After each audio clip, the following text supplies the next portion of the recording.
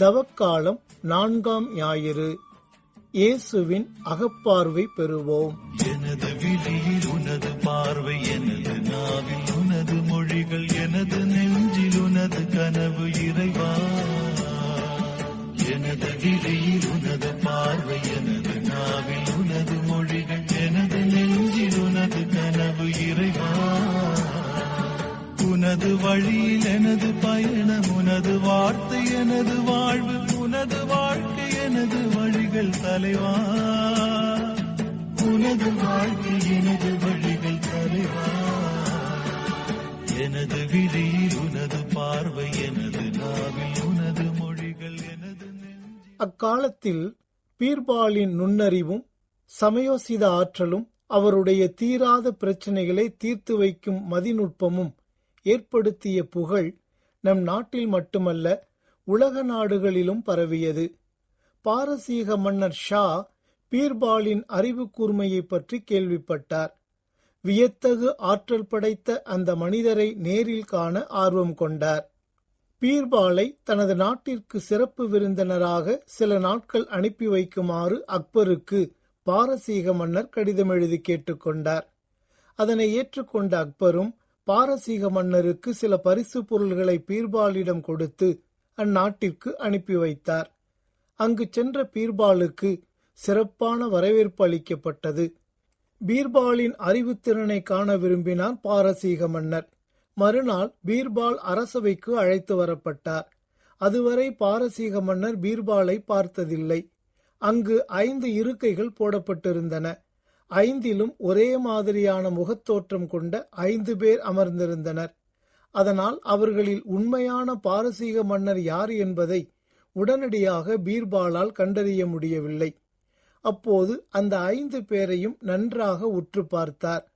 அவர்களில் மையமாக அமர்ந்திருந்தவர் முன் சென்று தலை வணங்கி, மாமன்னரே, உங்களை காண்பதில் பெருமகிழ்வு அடைகின்றேன் என்றார். இதனை கேட்டு வியந்த பாரசீக மன்னர் ஷா, பீர்பாலே, என்னை எப்படி அடையாளம் கண்டுகொண்டீர் என்று கேட்டார். அரசே, தங்களை தவிர மற்ற 4வரின் பார்வையும் உங்கள் மீதே இருந்தன. தாங்கள் மட்டுமே என்னை பார்த்தீர்கள். அதனை கொண்டுதான் தங்களை கண்டறிந்தேன் என்றார் பீர்பால். பீர்பாலின் அறிவாற்றலை கண்டு பேருவகை அடைந்து பரிசுகள் அளித்து பாராட்டினார் பாரசீக மன்னர் ஷா. அன்பர்களே, இன்று தவக்காலத்தின் 4ஆம் ஞாயிறை சிறப்பிக்கின்றோம். இன்றைய வாசகங்கள் இருவேறு பார்வைகள் குறித்து பேசுகின்றன. அதாவது கடவுளின் பார்வை குறித்தும் மனிதரின் பார்வை குறித்தும் நமக்கு எடுத்து காட்டுகின்றன. கடவுளின் பார்வை அகம் சார்ந்தது, ஆனால் மனிதரின் பார்வை புறம் சார்ந்தது என்பதை இன்றைய முதல் வாசகம் உறுதி செய்கின்றது. தாவீதை அருள்பொழிவு செய்வதற்காக பெத்லகேமைச் சேர்ந்த ஈசாயிடம் இறைவாக்கினரான சாமுவேல் அனுப்பப்பட்டார். அங்கு சென்ற சாமுவேல் ஈசாயையும் அவர் புதல்வரையும் தூய்மைப்படுத்தி பலியிட வருமாறு அழைத்தார். அவர்கள் வந்தபோது அவர் எலியாவை பார்த்தவுடனே ஆண்டவரால் திருப்பொழிவு செய்யப்பட்டவன் இவனாகத்தான் இருக்கும் என்று எண்ணினார். ஆனால் ஆண்டவர் சாமுவேலிடம், அவன் தோற்றத்தையும் உயரத்தையும் பார்க்காதே, ஏனெனில் நான் அவனை புறக்கணித்து விட்டேன். மனிதர் பார்ப்பது போல் நான் பார்ப்பதில்லை. மனிதர் முகத்தை பார்க்கின்றனர், ஆண்டவரோ அகத்தை பார்க்கின்றார் என்றார். இறுதியில் மிகவும் சாதாரண இளைஞனாக அங்கு வரும் தாவீதை அருள்பொழிவு செய்யும்படி ஆண்டவரால் அறிவுறுத்தப்படுகின்றார் சாமுவேல். இதனை தொடக்கத்தில் அவர் எதிர்பார்க்கவில்லை என்றாலும் பின்னர் கடவுளின் அகப்பார்வை கண்டு அதனை உணர்ந்து கொள்கின்றார். இதன் பின்னணியில் யோவான் நற்செய்தியில் எடுத்து காட்டப்படும் பிறவியிலேயே பார்வையற்றவர் பார்வை பெறுதல் என்ற நீண்ட உரையாடல் குறித்து சிந்திப்போம். இன்றைய நம் இந்திய சமுதாயத்தில் இவன் முன்னோர் செய்த பாவம்தான் இவன் படும் எல்லா துன்பத்துயரங்களுக்கும் அடிப்படை காரணம் என்று கூற கேட்கின்றோம். இன்றைய நற்செய்தி வாசகத்தின் தொடக்கத்தில் இயேசு சென்று கொண்டிருக்கும் போது பிறவியிலேயே பார்வையற்ற ஒருவரை கண்டார். ரபி, இவர் பார்வையற்றவராய் பிறக்க காரணம் இவர் செய்த பாவமா, இவர் பெற்றோர் செய்த பாவமா என்று இயேசுவின் சீடர்கள் அவரிடம் கேட்டார்கள் என்று தொடங்குகிறது. அப்படியென்றால் யூத சமுதாயத்திலும் இந்த முற்பிறவியின் பயன், அதாவது முன்னோர் செய்த தீவினையின் பயனே இக்காலத்தில் அம்மனிதருக்கு நிகழ்கிறது என்ற தவறான கருத்தியல் நிலவியிருக்கிறது என்பது புலனாகிறது. இதுதான் சீடர்கள் கொண்டிருந்த புறப்பார்வை அல்லது இவ்வுலக பார்வை எனலாம். ஆனால் இயேசு, இவர் செய்த பாவமும் அல்ல, இவர் பெற்றோர் செய்த பாவமும் அல்ல, கடவுளின் செயல் இவர் வழியாக வெளிப்படும் பொருட்டே இப்படி பிறந்தார் என்று கூறுவதன் வழியாக இறைவனின் இரக்கம் இப்பார்வையற்ற மனிதர் மேல் இருக்கின்றது என்பதை எடுத்து காட்டுவதன் வழியாக, பகலாயிருக்கும் வரை என்னை அனுப்பியவரின் செயலை நாம் செய்ய வேண்டியிருக்கிறது. இரவு வருகிறது, அப்போது யாரும் செயலாற்ற இயலாது. நான் உலகில் இருக்கும் வரை நானே உலகின் ஒளி என்று கூறி இவ்வுலக மக்கள் அனைவருக்கும் தன்னை ஒளியாக பிரகடனப்படுத்துகிறார் இயேசு. மேலும் இவ்வாறு கூறிய பின் அவர் தரையில் உமிழ்ந்து உமிழ்நீரால் சேறு உண்டாக்கி அச்சேற்றை பார்வையற்றவருடைய கண்களில் பூசி, நீ சிலோவாம் குளத்துக்கு போய் கண்களை கழுவும் என்றார். சிலோவாம் என்பதற்கு அனுப்பப்பட்டவர் என்பது பொருள். அவரும் போய் கழுவி பார்வை பெற்று திரும்பி வந்தார் என்ற செய்திதான் அப்பார்வையற்றவருக்கு பெரும் பிரச்சனைகளை கொண்டு வருகின்றது. இதன் பிறகு அக்கம் பக்கத்தாரும் பரிசேயரும் யூதர்களும், நீ எப்படி பார்வை பெற்றாய் என்ற கேள்வியை திரும்ப திரும்ப கேட்டு அவரை தொலைத்தெடுக்கின்றனர். ஆனால் பார்வை பெற்ற அம்மனிதர் அவர்களின் அத்தனை கேள்விகளுக்கும் ஒரே ஒரு பதில்தான் வைத்திருந்தார். சிலோவாம் குளத்துக்கு போய் கண்களை கழுவும் என்றார், நானும் போய் கழுவினேன், பார்வை கிடைத்தது என்பதே அப்பதில். இதன் பிறகும் யூதர்கள் அவரை விட்டபாடில்லை. முதலாவதாக அவர் பெற்றோர் அழைத்து வரப்பட்டு விசாரிக்கப்படுகின்றனர். உண்மை புலனாகிறது. ஆனாலும் இரண்டாம் முறையாகவும் அவர்கள் விசாரணை செய்கின்றனர். இந்த நிகழ்வை மையமாக கொண்டு 2 காரியங்களை யூதர்கள் அரங்கேற்ற காத்திருந்தனர். முதலாவது, பார்வையற்றிருந்த இம்மனிதரின் முன்னோர் செய்த பாவத்தின் விளைவாகத்தான் இவர் பார்வையற்றவராக பிறந்தார். ஆகவே இவர் அந்த பாவத்திலேயே மடிந்து அழிய வேண்டும் என்பதை அவர்கள் நிரூபிக்க விரும்பினார்கள். பிறப்பிலிருந்தே பாவத்தில் மூழ்கி கிடக்கும் நீயா எங்களுக்கு கற்றுத்தருகிறாய் என்று சொல்லி அவரை வெளியே தள்ளினர் என்ற வார்த்தைகள் யூதர்களின் குரூர எண்ணங்களை நமக்கு வெளிப்படுத்துகின்றன. உனது உருவில் நானும் கலந்தேன் தலைவா,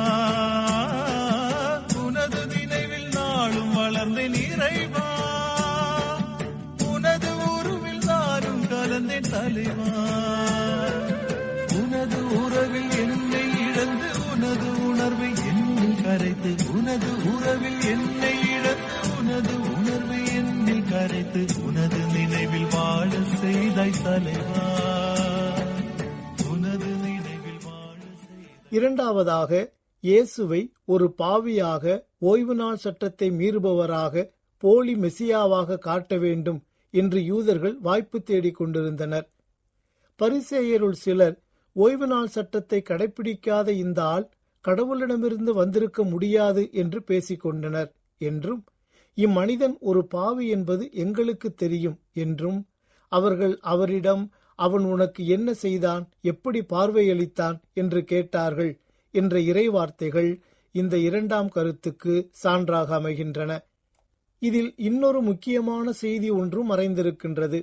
அதாவது, பார்வை பெற்ற அம்மனிதர் யூதர்களின் மிரட்டல்களுக்கும் பயமுறுத்தல்களுக்கும் குதர்க்கமான கேள்விகளுக்கும் எள்ளி நகையாடல்களுக்கும் ஏளன பேச்சுகளுக்கும் சிறிதும் அஞ்சாமல் இயேசுவின் மீது ஆழமான நம்பிக்கையும் அன்பும் கொண்டிருந்தது. இது நம்மை வியப்பில் ஆழ்த்துகிறது. அது மட்டுமன்றி, பார்வை பெற்ற அவர் யூதர்களுக்கே பாடங்கள் சொல்லும் அளவிற்கு அகப்பார்வையும் புறப்பார்வையும் பெற்றிருந்ததையும் நாம் காண்கின்றோம்.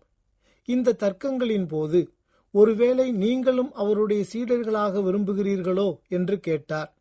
அவர்கள் அவரை பழித்து, நீ அந்த ஆளுடைய சீடனாக இரு, நாங்கள் மோசேயின் சீடர்கள், மோசேயோடு கடவுள் பேசினார் என்பது எங்களுக்கு தெரியும், இவன் எங்கிருந்து வந்தான் என்பதே தெரியாது என்றார்கள். அதற்கு அவர், இது வியப்பா இல்லையா? எனக்கு பார்வை அளித்திருக்கிறார், அப்படி இருந்தும் அவர் எங்கிருந்து வந்தவர் என தெரியாது என்கிறீர்களே. பாவிகளுக்கு கடவுள் செவிசாய்ப்பதில்லை, இறைப்பற்றுடையவராய் கடவுளின் திருவுளப்படி நடப்பவருக்கே அவர் செவிசாய்க்கிறார் என்பது நமக்கு தெரியும் என்ற அவரின் பதில்கள் நம்மை மெய்சிலிர்க்க வைக்கின்றன. இறுதியாக, தீர்ப்பு அளிக்கவே நான் இவ்வுலகிற்கு வந்தேன், பார்வையற்றோர் பார்வை பெறவும் பார்வையுடையோர் பார்வையற்றோர் ஆகவுமே வந்தேன் என்றார். அவரோடு இருந்த பரிசேயர் இதை கேட்டபோது, நாங்களுமா பார்வையற்றோர் என்று கேட்டனர். இயேசு அவர்களிடம், நீங்கள் பார்வையற்றோராய் இருந்திருந்தால் உங்களிடம் பாவம் இராது. ஆனால் நீங்கள் எங்களுக்கு கண் தெரிகிறது என்கிறீர்கள். எனவே நீங்கள் பாவிகளாவே இருக்கிறீர்கள் என்ற இயேசுவின் வார்த்தைகள் வழியாக பரிசேயர்கள்தாம் உண்மையிலேயே பார்வையற்றவர்கள் என்பதை நிரூபிக்கின்றார் இயேசு.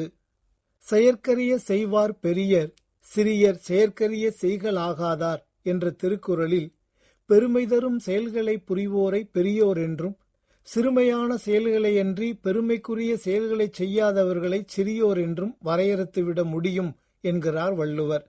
அதாவது, அகப்பார்வை கொண்டவர்கள் பிறருக்கு நற்பயன் விளைவிக்கும் பெருமைக்குரிய செயல்களை செய்பவர்கள் என்றும், புறப்பார்வையை மட்டுமே கொண்டவர்கள் பிறருக்கு தீமை விளைவிக்கும் செயல்களை செய்பவர்கள் என்றும் நாம் வரையறை செய்யலாம். இயேசுவை போன்று அகப்பார்வை கொண்டவர்கள் அன்பு, மகிழ்ச்சி, உண்மை, உழைப்பு, நேர்மை, ஒழுக்கம், ஒன்றித்திருத்தல், அக்கறை, சகோதரத்துவம், சமுதாய நலன் ஆகிய உயர்ந்த வாழ்வியல் விழுமியங்களை கொண்டிருப்பார்கள். நன்மையான காரியங்களை செய்வது மட்டுமே இவர்களது வாழ்வின் நோக்கமாக இருக்கும். ஆனால் புறப்பார்வையை கொண்டவர்கள் இதற்கு நேர்மாறான செயல்களை செய்வார்கள்.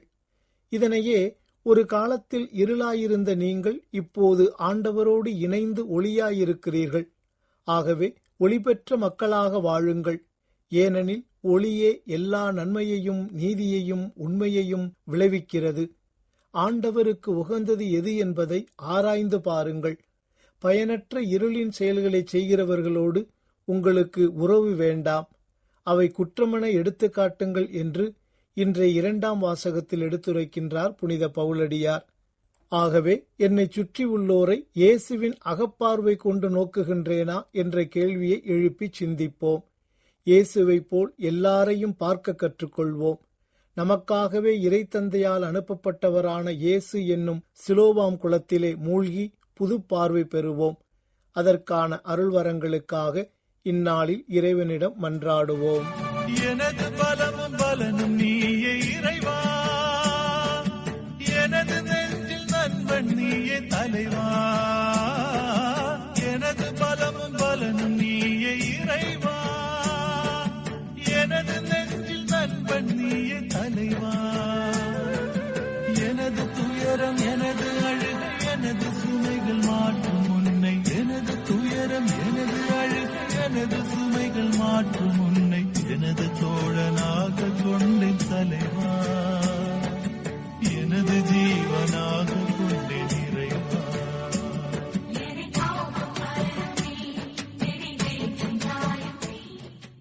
இயேசுவின் அகப்பார்வை பெறுவோம் என்ற தலைப்பில் இன்றைய ஞாயிறு சிந்தனையை உங்களுக்கு வழங்கியது வத்திக்கான் வானொலி.